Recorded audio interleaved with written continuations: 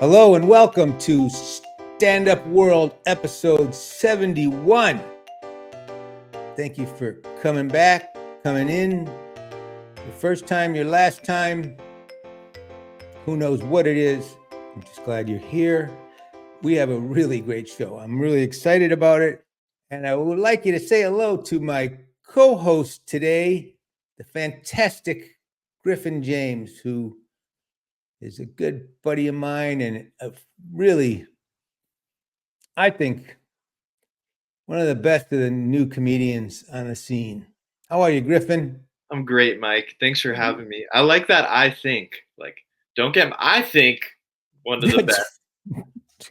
What do I know? I know no one else agrees. No, you are, man. Everyone I know that sees you loves you, man. You're a funny comic. Appreciate it. This is fun. Thanks for having me on. Yeah, I love doing this show. And, listen, at any given time, every given episode, there's 4 people that have seen it. That's amazing. No, actually, we're doing well. And the fun thing is I love doing it, and today we have the guys that are on today. I think they have a podcast that I love that is doing so well. And it's called We Think It's Funny. And it's one of my oldest friends in comedy, Mark Schiff, and his buddy Danny Lobell. They do this really great podcast. And it's just, they've had everybody. They've had Leno. They've had so many people on, and it's just getting so popular because, and what I love is they do it in a bus that Danny built. And it's just got a great vibe. Danny is not only a really great comic, but he is someone that loves comedy. But he was really one of the very, very first comics into podcasts. And he understands it so well, the medium, and he built this bus. And they're not going to be on the bus today, but we'll talk about it. And it's just to go on there, and I think the secret is that not only are they funny as hell, Mark is just one of the great comics in the industry. Everybody in comedy knows Mark and loves him, but there's a calmness and a comfortableness that you get being on the bus. It's just really, I love the podcast, and I love to watch it and listen to it. And I've just been wanting to have these guys on and talk to them about it and how they make it and how they do it. And it's coming along. And absolutely, I'm really glad you're here. We'll get to talking to you about what you got going on and some of your shows. But let's get these guys on. I want you to meet them. Let's do it. Okay, great. Danny Lobell and Mark Schiff from We Think It's Funny. Hey guys, how are you? Excellent, Mike. Good to see you. Same as Mark. Behind me, I have 600 comedy albums.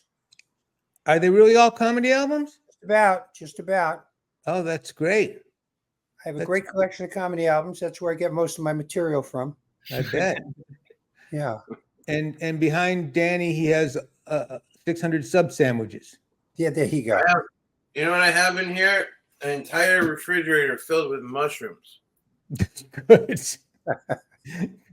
So, are we going to be able to understand anything you say? No. Well, thank you for coming on our podcast bus. And We Think It's Funny. It was everybody loves the bus. They come on there. It looks like an old dilapidated thing there, and then they get inside, and it's high end, high tech, 4 camera, 4K. It's incredible. Danny put the whole thing together with himself.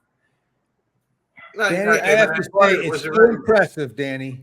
Thank you. When I bought it, it was already built, but I wired it up the way it is and set it up in the way that it is as a studio right now. I can't take that much credit. I think it's great, and Jay- I do think it's got a kind of a magical element to it that. Plus, I don't take anything away from the two of you are such good hosts. But It's it does make you very comfortable when you're sitting there. Yeah. That's also the sedatives we gave you before you got in. Yeah. So let me tell you, when we had Jay Leno on the show, Jay saw the bus, and you know he's a big car aficionado, and he says, "What's going on with the bus?" And then he said, "It's not really running yet." And Jay wants to look under the hood, and Jay looks under the hood and says, "You know, this can be fixed pretty easy." And then he said, "Well, I just don't have the money." And Jay said, "Well, it's too bad," and then went into the bus. But that was the end of that. Not And the bus- exactly. Mark tells it funnier, obviously, but yeah.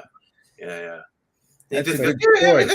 this can work, and you can get this fixed.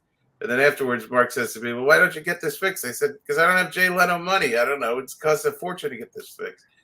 But it will be fixed eventually. It's my neighbor and I have been working under the hood on it for about a year, and it's nearly there. He had to fix his dog first. So Yeah. he fixed the dog last week. And next he'll be fixing just gonna cut the nuts off the bus. The guy who I bought it from was a bit scammy. He sold it as a working bus, but it wasn't. But it's beautiful on the inside. Like Well, look, the truth is, why does it have to work? It doesn't have to work. It works as a podcast studio. Yeah. So good enough. Let me for go now. back to your albums there. you. Yeah. What's your favorite of all those 600 albums? You know, it's a really great question. I'd say about 500 of them are terrible. The Lenny Bruce triple album from Carnegie Hall. Midnight, New Year's Eve, I think it was, big snowstorm. Lenny didn't think anybody was going to show up. Full house, Carnegie Hall, triple album. Amazing. The best thing Lenny ever really did, I think. It was just an incredible live performance. Wow. I really love that. And I love, you know who else? Shelley Berman's albums. There's one right behind you. You can see. Yeah. Shelley Berman his comedy has nothing to do with the type of comedy that I do, but I so appreciate his long stories, his ability to wind a tale. I mean, incredible. I was friends with Shelley Berman, and he came to my wedding. Wow. Now, Griff, Yeah. do you know who either of those guys are? Lenny Bruce, of course, not Lenny Shelley. I gotta look him up. Not Shelley? No. You probably She's a know woman. Shelley. She's a woman. Oh. No, I'm kidding. No, that's You probably know Shelley Berman from playing Larry David's dad on Curb Your Enthusiasm. Okay. Maybe He wore not. funny thick glasses and stuff like that. Yeah. Quite extraordinary. I'll have to look him up. I would have loved to look through all those albums. So Well, you can't. So. Anytime you want to come over here, no problem. Okay. Awesome. I will tell you some of my favorite albums, I think, were Robert Klein's albums. Yeah. Which one do you think is the best Robert Klein album? I think Mind Over Matter, Ooh. New Teeth. You remember that sound that Robert Klein made? Yeah. Yeah. I saw Klein. That was one of the reasons I got into comedy too. I saw him at a place called Your Father's Mustache. No, My Father's Place in Roslyn, Long Island. And my God, Robert Klein just set the place on fire. Yeah, he was amazing. He Still was working. amazing. Still What? working. He's still working in his 80s. Is he really? Yep, absolutely. I didn't know that. Yeah. Hey, let me ask you. There was another great comedy album, which I think is one of the best, by Tim Reed and Tom Dreesen, called Right. Tim and Tom. Yeah. Do you have that? Somewhere I do. Yes, I do have it. They did one album. They were a team for a while, and I will tell you, they were so good. This album is one of the funniest, best paced hour. They shot it, I want to say, the Playboy Club in Chicago. And, you know, they were, I think, probably the first, if not the only, interracial Right. comedy team. And if you listen to it now, they wouldn't be able to do the material that they did. They got away with stuff, and they played to a pretty black audience. And they just did stuff about race that was so great and so smart. Yeah. And it's really an amazing album, you know. And Tom is still working? Tom's still working, so's Tim, but as an actor. Yeah. Pretty Have to get the band back together for another Yeah, album. we gotta get him on We Think It's Funny. Well, Tom is coming on. I just spoke to him about 2 weeks ago. He goes, I'll talk to him. That's not going to happen. talk him out of it. I think my favorite album of all time is Woody Allen's The Nightclub Years. Yeah, that's an amazing album. That might be mine too. I love that. Double album. But another album I like to listen to, just because I find it so interesting and different, is The Wonderful World of Jonathan Winters. Yeah. You ever listen to that one? I don't Is think he holding a ball in his hand? No, he's holding 2 masks of his face. One Right, I green got it and one right. Being tragic, sad, yeah. And I don't think there's any audience in that album. It's just him, if I recall correctly. I could be wrong. But I You know, think guys, you know what's interesting is people are still making albums of their specials or just albums in general, and people are buying them. Right. Do you know anything about that? I know people are into vinyl. I didn't know about comedy albums. I know certainly because of the grams and the vinyl and the sound. Bob Dylan said that there's nothing like vinyl for sound. He hated digital, and still. Who said that? Bob Dylan. Bob Dylan. I've never heard of him. Griffin, Yeah. have you ever heard of Bob Dylan? Yeah, I'm kidding. Of course. I'm going to go see him. You know, I talk about working. We're blessed. One day you'll be our age and you'll be working too, I hope. Yeah. Bob Dylan, I'm going to see Bob Dylan, Willie Nelson, and John Mellencamp. Willie's in his 90s. Bob's 84. John Mellencamp, I have no idea. I'm going to go see him at the Hollywood Bowl. That's awesome. Wow. Now, Mark, were you just with Jerry in Australia? I was not in Australia. I was not with him in Australia. What's his name? Mario Joyner's with him all through the Australian tour. I see, but I'll be with, Mark travels. Mark travels all around with Jerry Seinfeld. He's been opening and working with Jerry for years. 20 years. I'll be with him in a week and a half in Gary, Indiana, and Thackerville, Oklahoma. I know. Are we going to get Jerry on We Think It's Funny? I believe so. He was going to do my last podcast, and it didn't happen because he was in the middle of shooting his movie. But now that that's over, I'm sure he'll come on. I think that would be an amazing episode. Would you like to buy some tickets and come in and watch us film it? No, because I'll watch it, the finished product. And I'm a bigger fan of you than I am of him. So I've seen his act. I have never really seen your act. Right. So, You did. If you saw it in 1985, you've seen it.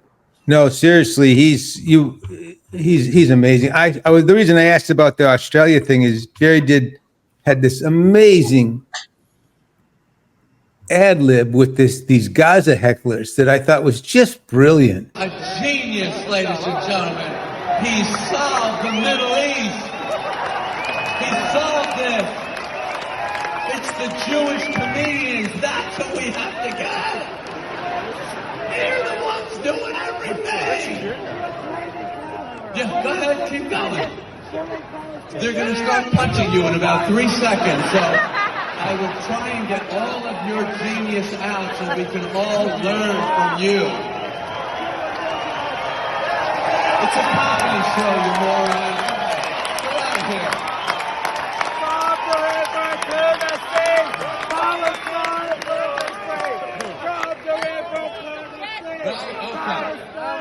Yeah, this is so important. Imagine, by the way, imagine if this guy actually did solve the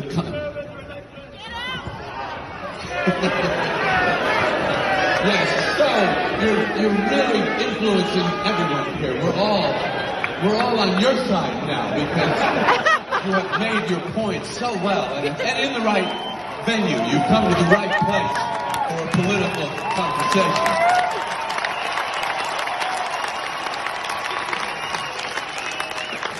Tomorrow we will read in the paper, Middle East 100% solved thanks to man at the Kudos Arena stopping Jew comedian. They stopped him and everyone in the Middle East went, oh my God, let's just get along. We can't do that. Because I know there are problems here with indigenous Aboriginal people and the white people. They have problems here. So maybe to solve that, I will screw up Jim Jeffries in a show in New York. If this works, that will work. You have to go 20,000 miles from the problem and screw up a comedian. That is how you solve world issues.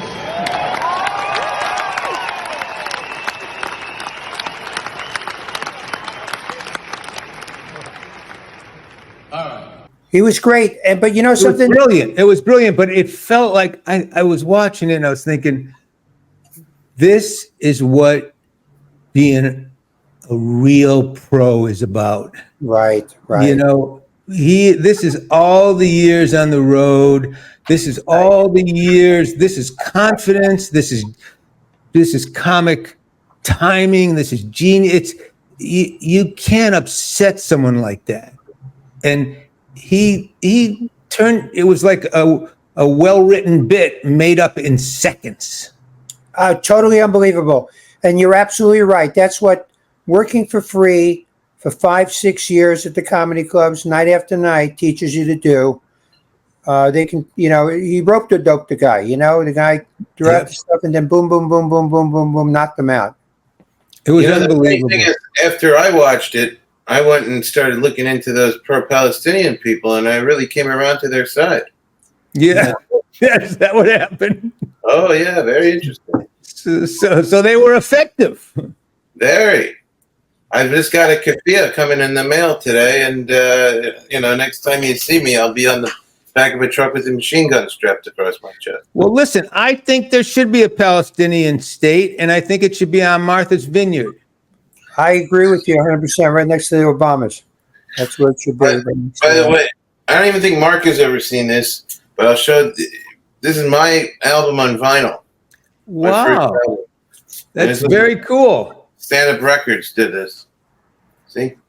And there's only a few of them, but I really wanted, I love comedy albums on vinyl so much. I always wanted to make one. Well, wait a minute. So do you have a couple of them? You don't want to give one to your buddy with the 600 collection? And You can't afford it. you can't afford it? Can't afford it. They're $25 each, but if you save up over time, yeah, I'll give you one, Mark. The first printing, he's being a little, you know, Danny, the first printing of that album sold out in 2 hours. He only printed 3 copies of it, but it sold right out. That would be impressive if I sold 3 copies in 2 hours. You know what I'm listening to now on tape, which is audio book? Michael Richards' new book, Wow. Entrances and Exits. My goodness, this is such a great book. Is it really? Yeah. I'm listening to it too. It's terrific. It's 14 hours long on audio, and I got 6 hours left. And Hey, Kaylee, we got to get him on this show. I'm already on the show. No, I meant Michael Richards. Oh, it's great the way you think about having other people when I'm on the show. really.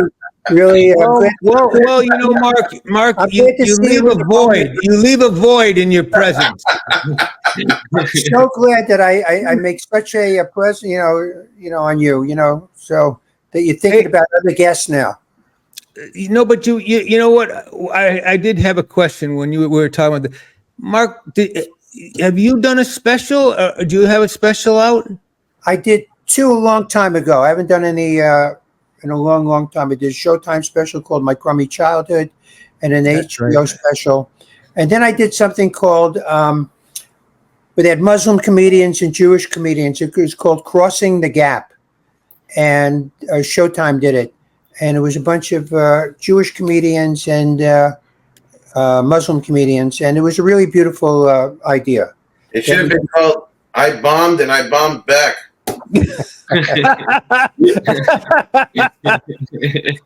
There you go. Ah. So, yeah. So it was trying to... Do you have any plans to do a current special?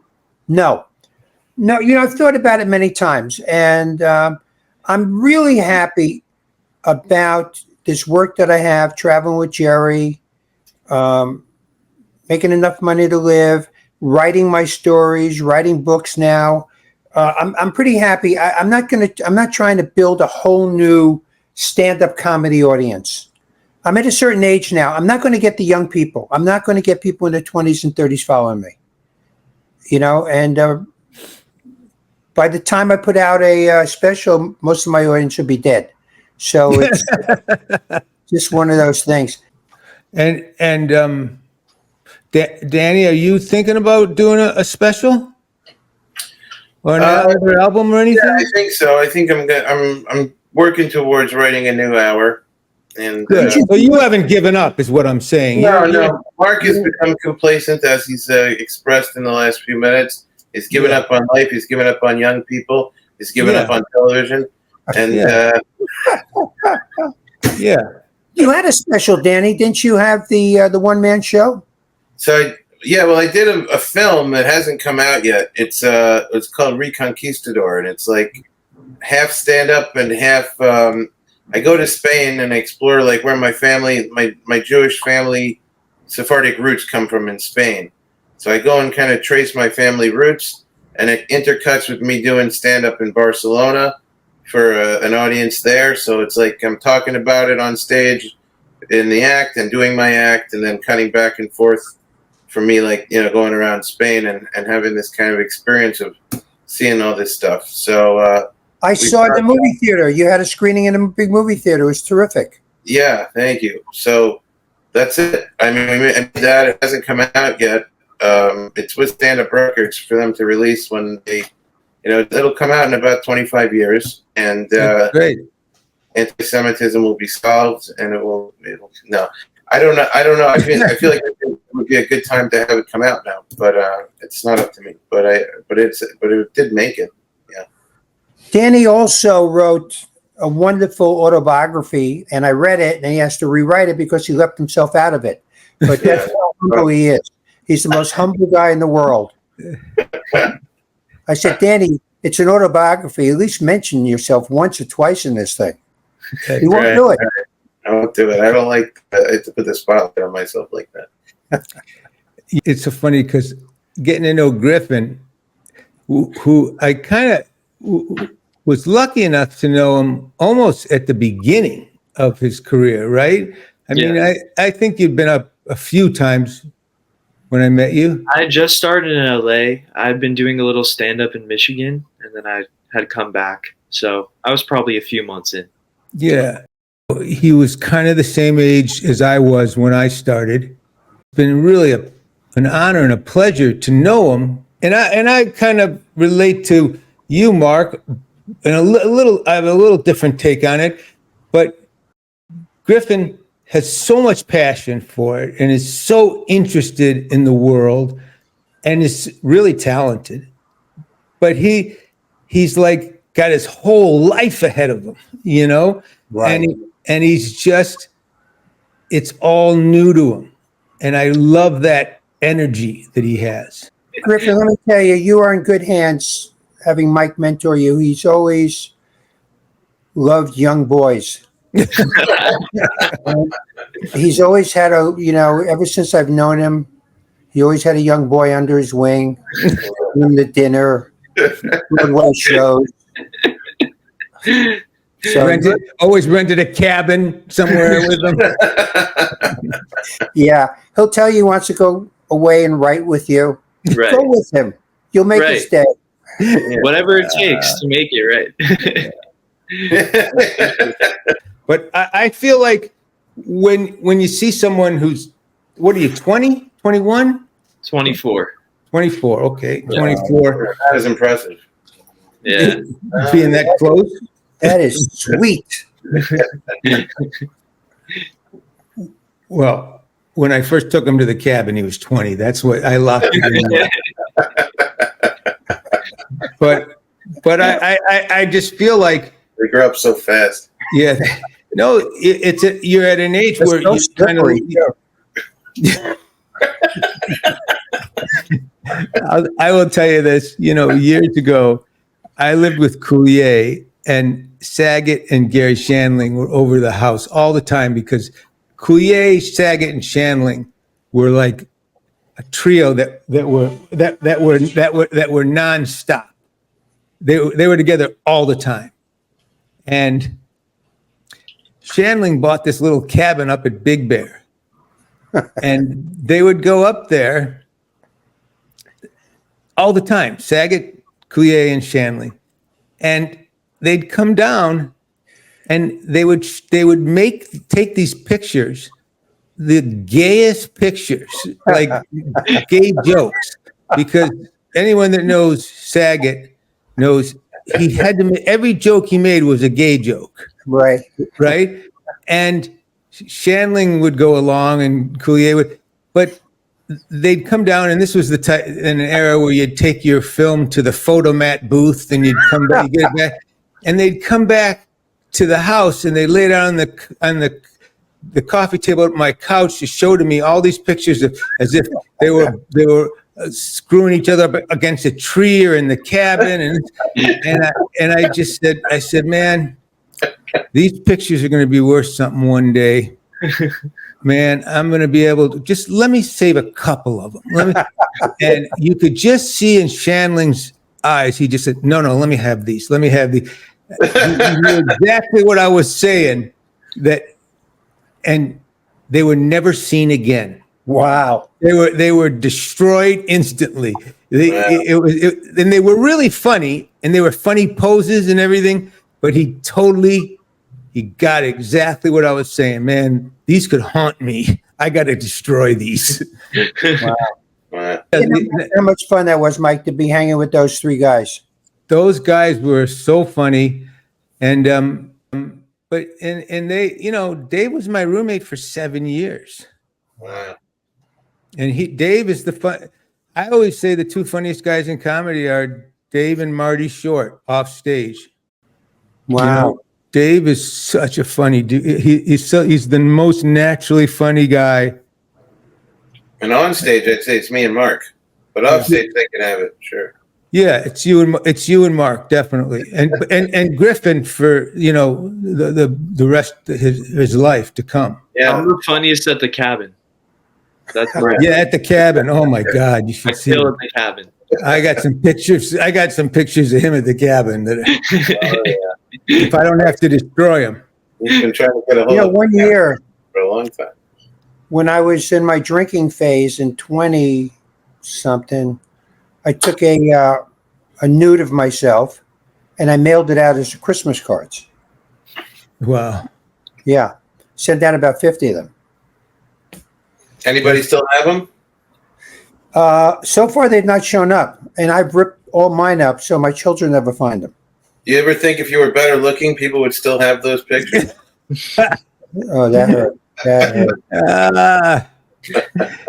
You send your nudes out, and for some reason, they didn't become collectibles. Yeah, you go figure. Yeah. I said something when Danny said that to me. I said that hurt, which of course it did not hurt. Is it harder or easier to hurt a comedian's feelings? That's a good question. You know what I mean? Like, we're so used to going up on stage and things not working, and I have bad shows and I just keep moving on. I don't ruminate over it. I don't stick with the bad feeling.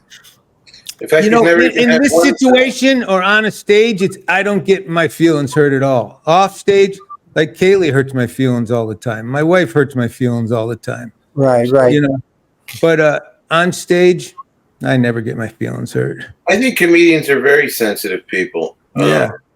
Very, very sensitive people. The most sensitive people. What, Kaylee? You disagree?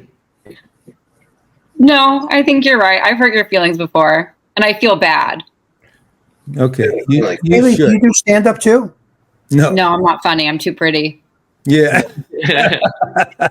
Okay. Thanks, Kaylee. I'm glad Wow, you that's weighed in on that. That really brought a lot to the show. Good directorial choice right there. Wow. Kaylee, Danny's throwing some punches here. I heard. I messed up my background. I was getting up to leave. Mike has his moments. I think he knows what he's doing. Can you insult Mike and hurt his feelings on the show just to give the viewers an example of what we're talking about? No, I don't have it in me today. Oh, man. You know why? You know what today is? Today It's my birthday. Today is Kaylee's birthday. Wow, happy birthday. Thank you. Wow. I figured out early because Mike bought me a facial. Yeah. Wow. And let me chip in for Botox. Yeah. Thank you. I'll take that. It's expensive. I think that hurt her feelings. I tried, but you see, it didn't work. No. I tried. You know, I've tried to hurt Mike's feelings many times in front of a lot of people. It And just, by the way, Kaylee, don't tell him I gave you a facial on the podcast. No one laughed. Okay. You know, Mark's I'm been not buying me funny. Botox for a while now. And yeah, I'm It looking shows. Thank you. we're starting at his toes and working our way up. Yeah. All right. Wow. Okay, bye. Thanks, Kaylee. Have a great birthday. I like that. No, So is but Kaylee Irish and Griffin Irish? Griffin's Irish. I'm not. You're not? Griffin's an Irish name, isn't it? I don't know. I think you're just a weird LA parents name that they wanted to give me. I think you're thinking of Grifter. Yeah, that's one day I'll call my fans that, I think. Yeah. Wait, hey, Griffin, tell Mark, wasn't your mom a booker on the Letterman show? Yeah, she was a long time ago in the late 90s and 2000s. Yeah. What's your name? Mimi James. Wow. Yeah. Booker. Wow. Show. Yeah. I did. What year did she leave the show? I'm trying to remember. I don't know exactly. Maybe like. Because when I did it, Bob Morton was the booker. Yeah. Well, what year did you do it? A couple years into the 90s. Okay, I'm not That's sure. when I Maybe did it. late 90s, early 2000s sounds right. So I'm not sure. But she was also. I don't know if she was. Did you go on as a? Were you on the couch or stand up or both? Or Both. okay, then yeah. I can't recall the year she left, but around that time. Letterman banned me from the show. Really? Yeah. So I did a routine about calling in sick to work, and at the end, and I belch in the routine. I can belch naturally. You know, I can do that. I know how to belch. So anyway, I did it. I sit down on the couch. Letterman goes, "Oh, you belched," and I belched again, sitting there. And then I was told I can't do the show anymore. So I wrote him a letter.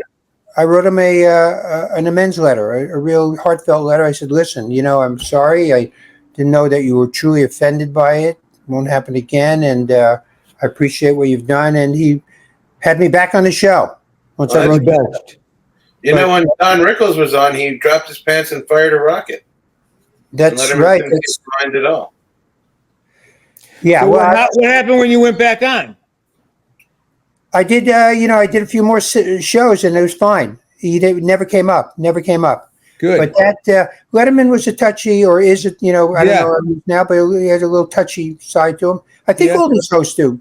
Johnny too. I mean, I didn't have any problems with Johnny, but yeah, you could turn Johnny the wrong way if you weren't careful. Yeah. But I was surprised. You know, it was a bit, and it worked, and the people laughed, and I don't know how a comic could get offended by that. When Johnny Carson met my father-in-law, it made his life. He couldn't believe that he was actually backstage in my dressing room. Johnny stopped by, said hello to my father-in-law. And then we went outside. He did that. He passes by from the set. He has to pass by all the dressing rooms. Yeah. And we stood at the the door there. I said, "Hi, Mr. Carson. This is my father-in-law." And he stopped and said hello. And he said, "Great set, Mark. Looking forward to having you back." And it was quite extraordinary. You know what's interesting? Leno's been doing stand-up for probably close to 50 years, if not 50 years. And you know something? He does the same thing now that he did when he started. He's back at the clubs. He goes to Flappers. He goes to the Comedy and Magic Club. It never stops if you're a stand-up. Yep. You do your Tonight shows, and then what would he do? Leno would do the Tonight Show and then go to Comedy and Magic Club on Sunday to stay sharp. Yeah. It's what we do. We never stop practicing. As Leno once said a long time ago, nobody gets better as a stand-up comedian by not doing it. There's no osmosis. Yeah, that's right. And why do you think that so many people are doing it now? It's become legitimate. You know what I mean? When we first started, it was not something to aspire to. Very few people did it. And it wasn't condoned by anybody. No schools. There was nothing to learn or teach. But now listen, when you see these comedians, what's more fun? What's a more fun looking job than what we have? I was just thinking about this yesterday when I started doing stand-up. No, it was like people are like, "What are you doing?"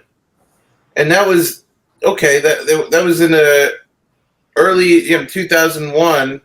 Around then, even I started a little before that, but that's when I started really going for it. And even in 2001, people were like, "What is this? What kind of career idea is this? This is the stupidest thing." It was still a fringe thing to do, and I would hear about that.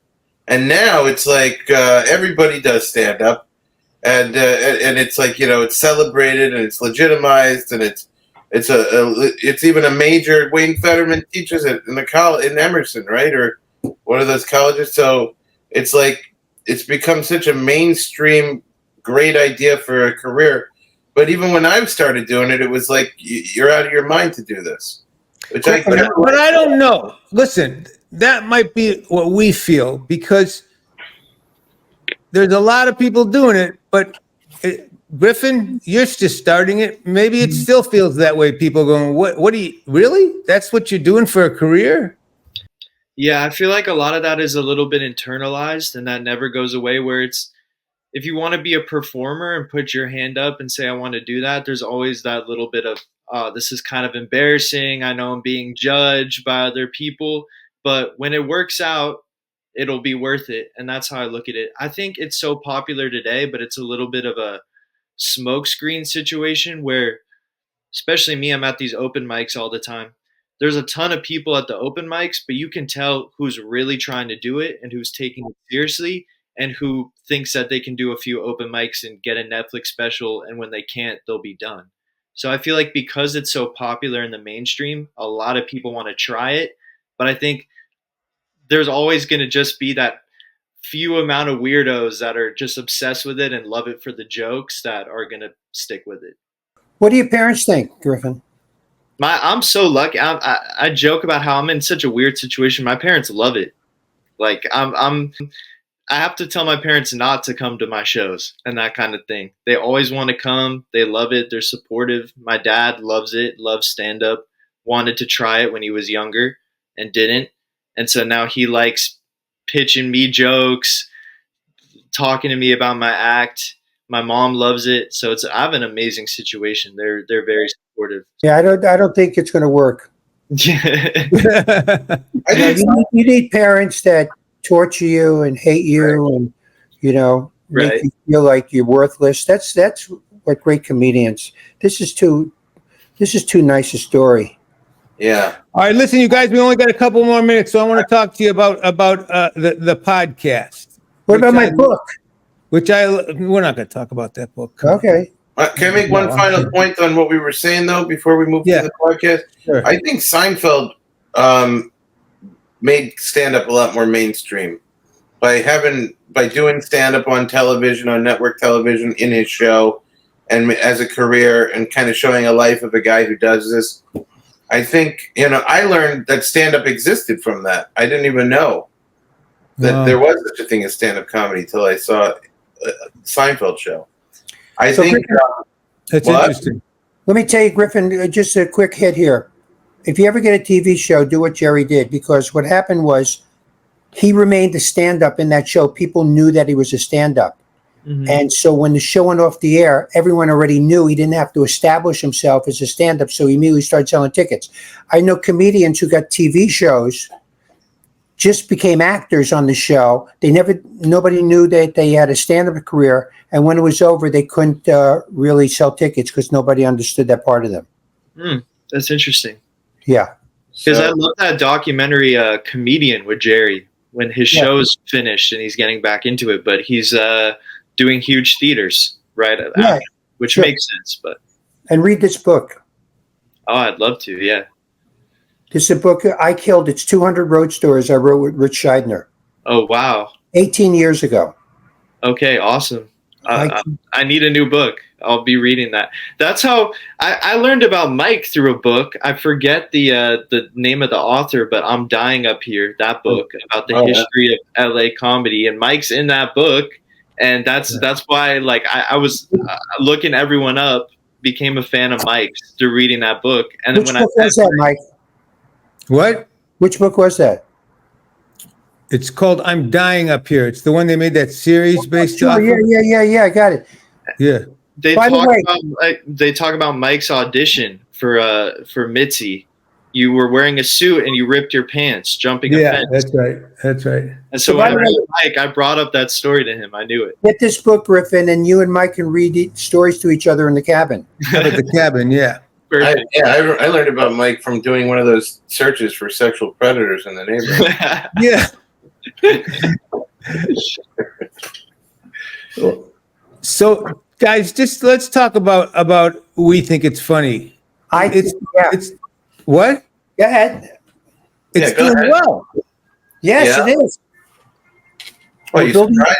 Are you enjoying doing it? Yeah, loving doing it. Working with Danny, working with a young guy. It's good.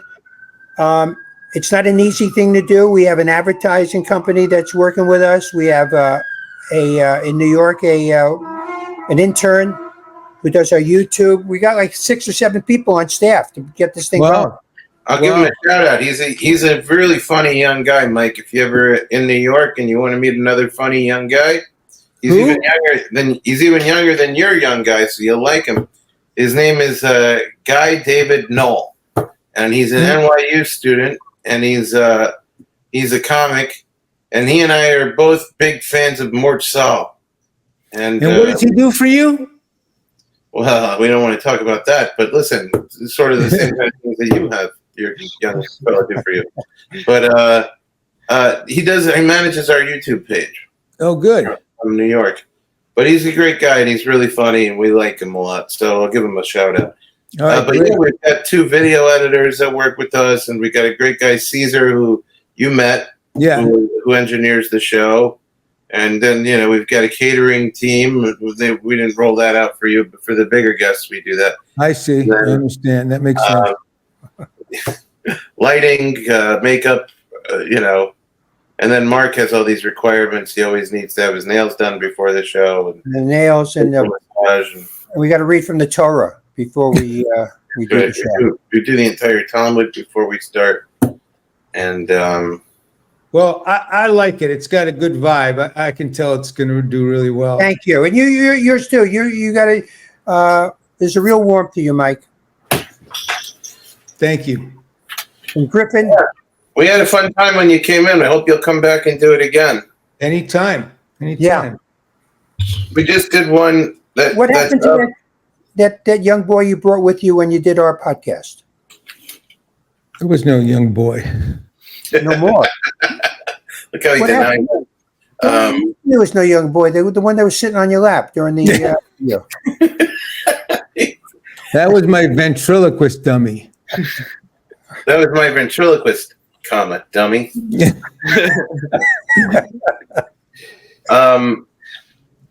We just did one with Phil Rosenthal. Oh, wow. Which is a lot. I bet you that was good. Excellent. It was Yeah, really you catered that one. I guarantee it. And we just did Riser. Wow. And we have Bobby Slayton coming up next week, and Bobby Collins, and who else? Todd Glass. Todd Glass. So we've got some great people. Yeah. That's great. Where can they find it? Where's the best places on your YouTube channel to find the show? No, the intern's lousy. You'll never find anything on the YouTube channel. All right. Well, where's the best place to find it? Oh, he's great. You can find it on YouTube. You can find it on Instagram. It's on Spotify. It's on Apple Podcasts. It's already in your pocket, and you don't even know it. All right, good. And where can people find this show? They can't. No, this show is the best place to see this show is on Twitter. I'm serious. It doesn't exist anymore. Yeah, that's what I thought. X. All right, X. All right. Well, why don't you say that in the first place instead of confusing people? Yeah. My God. Unbelievable. Unbelievable. Griffin, are you going to just sit there and take this? Best place to find my show is on the Philco Black and White TV. The best place to see this is on the side of my neighbor's garage, Wednesdays at 11. On a white sheet. On a white sheet.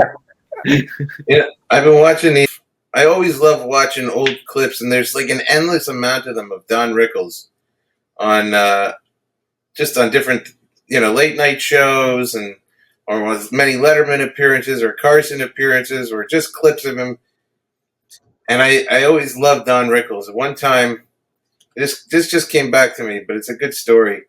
I got hired to do security for an event at Caroline's Comedy Club on Broadway.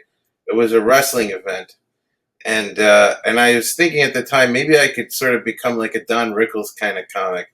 By the way, I say this because I try to throw out some insults, but when I throw out insults, it never hits like Rickles or anything. It's people just don't like it. But I just I thought, man, maybe I could be like Rickles. So that was in my head at the time. Like, you're trying to find your voice or whatever. So every guy who came in the door, I insulted them. All these wrestling fans. And I thought I was killing.